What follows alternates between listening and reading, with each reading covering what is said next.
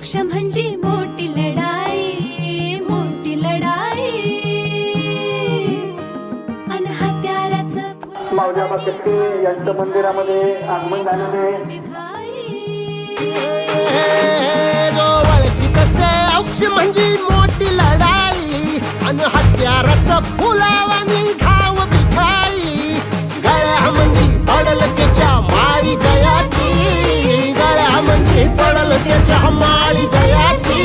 तू चाल पुढं, तू चाल पुढं, तू चाल पुढं. तुला रगड्या भीती कशाची, परवा भी कुणाची. मन सुद्धा तुझा गोष्ट हाय पृथ्वी मोलाची, हा पृथ्वी मोलाची. मन सुद्धा तुझा गोष्ट हाय पृथ्वी मोलाची.